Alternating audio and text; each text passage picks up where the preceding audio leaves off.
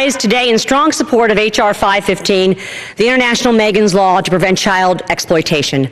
I'd like to thank, like so many have, Congressman Chris Smith for introducing this important legislation to protect innocent children from the evils of sexual predators in the United States and worldwide.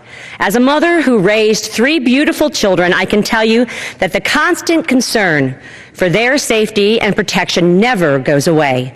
When they were young, I worried if they were safe at the playground down the street, if they were safe at the shopping mall or movie theater. Named after a young girl who was kidnapped, raped, and murdered at just 7 years old by her neighbor, Megan's Law and the public knowledge of predators in our communities have been critical tools in protecting our children and easing some of the many fears that parents feel every single day.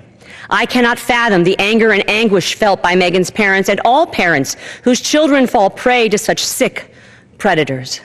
I would do anything to protect my children and all children from sexual predators, and I feel blessed that I and my colleagues are in a position where we can make a difference.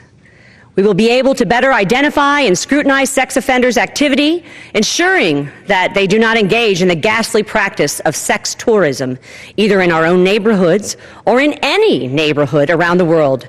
The U.S. must take a leading role as a global defender of children from sexual abuse, often planning their trips around locations where the most vulnerable children can be found. Sex offenders should not be allowed to use the anonymity provided by foreign travel to help hide their hideous crimes. A 2010 Government Accountability Office report showed that in a single year, at least 4,500 registered sex offenders received U.S. passports to travel internationally. This is absolutely unacceptable, Mr. Speaker.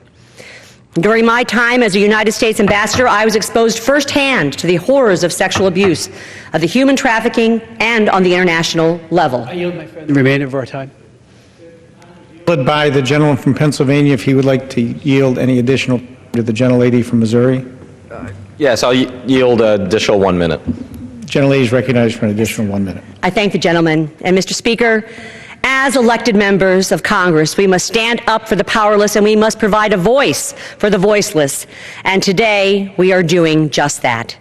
Passing the International Megan's Law, which will provide advance notice of foreign travel by registered sex offenders, is critical.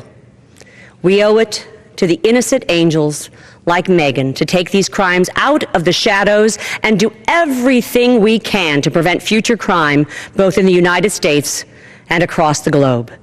Today, I will vote to pass the International Megan's Law, and I encourage my colleagues to join me in providing protection for potential victims worldwide and greater peace of mind for those who love them.